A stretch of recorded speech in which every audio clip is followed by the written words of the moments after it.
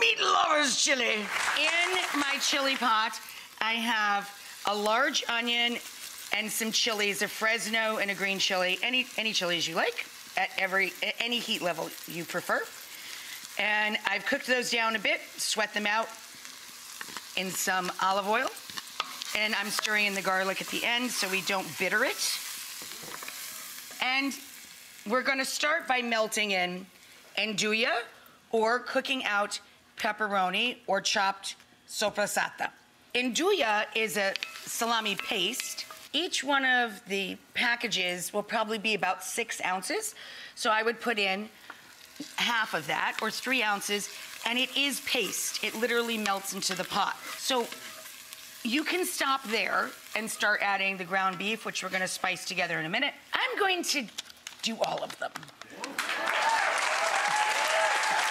Once we get all of that melted and rendering, look at that. Oh, all that delicious fat coming out, please.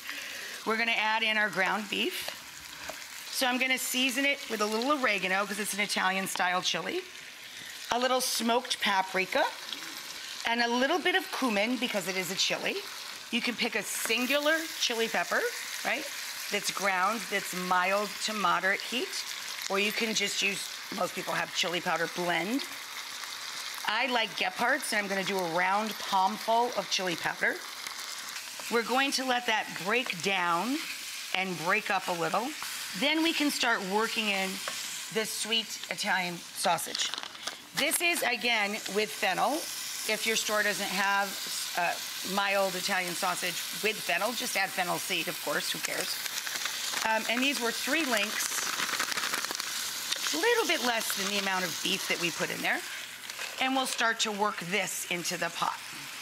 And then we add some beef bone stock or broth. And I add tomato passata. Now, this is really a personal preference. How tomatoey do you like your chili? A lot of people just produce, especially a beef-based chili, with just a little tomato paste.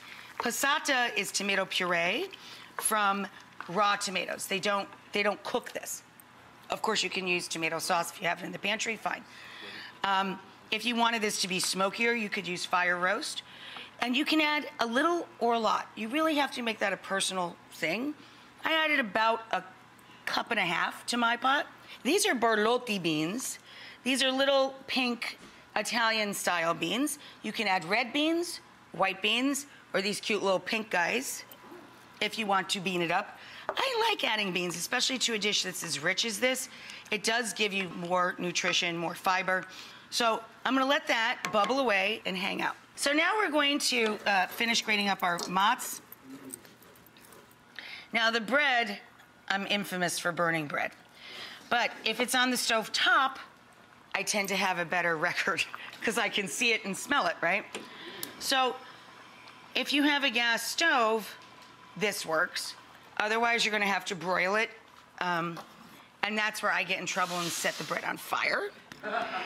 I have a stunt toaster on this show. Her name is Jeanette. She's been toasting my buns for 15 years.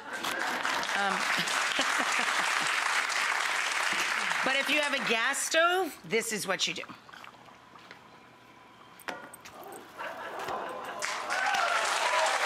This is what the chili looks like when it thickens up.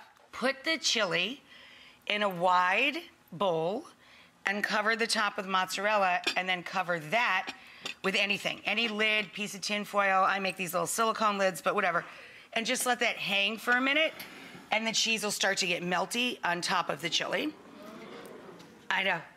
And then we take our bread that we charred right on the stovetop, and we're gonna slather it with our garlic, olive oil, butter.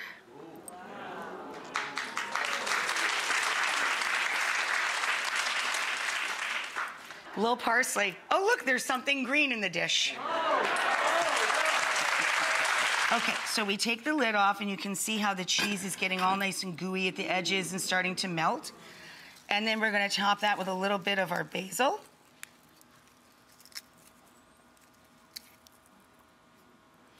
And serve it with the chunks of garlic bread.